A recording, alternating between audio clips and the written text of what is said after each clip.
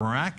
And meanwhile, the Kurds up in the north that had a semi-autonomous region to begin with have consolidated their gains. And finally, now they are saying, we'd like a referendum to see if we should become completely independent.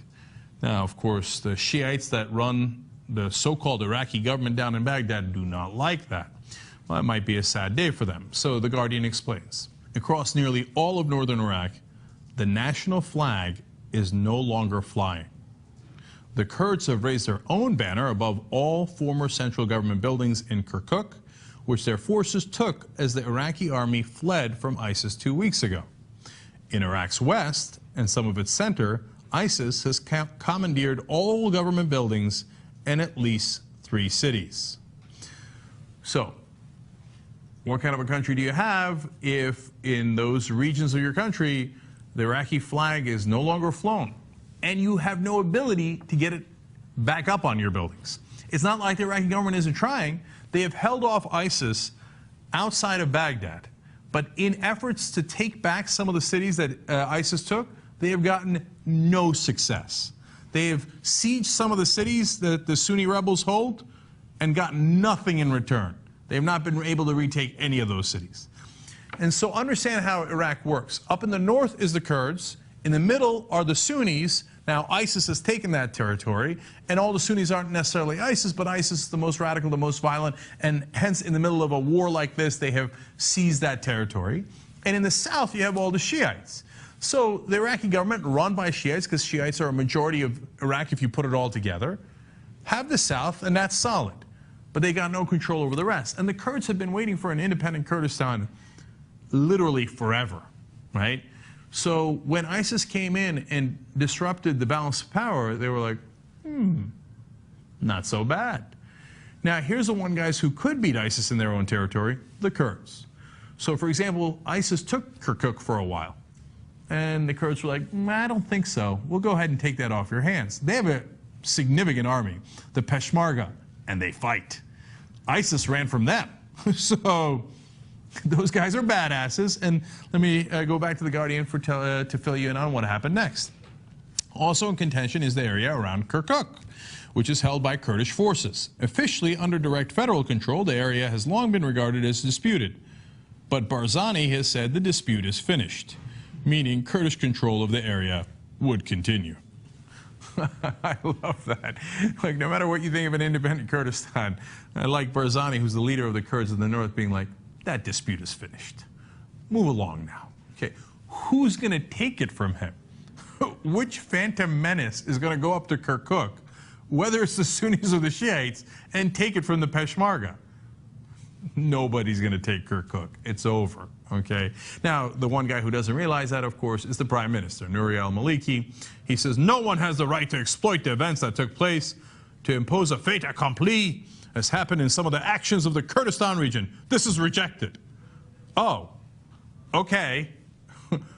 Well, now the Kurds know it has been rejected. And then what? How is that going to help you retake Kirkuk? It's gone, dude. It's gone. The whole state of Iraq is gone. Kurdistan has said, we're going to split this up and we're going to take our area. That is gone, man. It's over. I was telling you a couple of weeks ago about something that's really important. I'm going to get back to in a second. As to the beginning of the end, well, we're now nearing the end. So, Iraq's 5 million Kurds, Reuters explains, who have governed themselves in relative peace since the 1990s, have expanded their territory by as much as 40% in recent weeks, as the sectarian insurgency has threatened to split the country. As all this madness is going on and there's no Shiites anywhere to be seen, then they're the guys theoretically running the Iraqi central government. Kurds are like, you know what? We'll take Kirkuk and we'll take a little bit more of that and that and that. And they've expanded by 40%.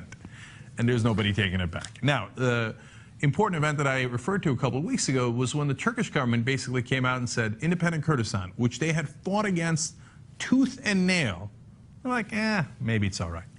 Now, if you don't understand the region, and which is perfectly understandable, this is, you know, really specific stuff, I'll break it down for you. Turkey has a lot of Kurds living on their southern border, right? So they've got Kurds in Iraq, Kurds in Syria, and Kurds in Turkey. Lots of Kurds in Turkey. So they didn't want an independent Kurdistan because they were afraid it would take some of their territory. Now things have gotten so bad in Iraq, they're like, oh, well, the Kurds, They're a nice buffer between us and those crazy ISIS guys. And in the meantime, they've been doing a lot of energy deals.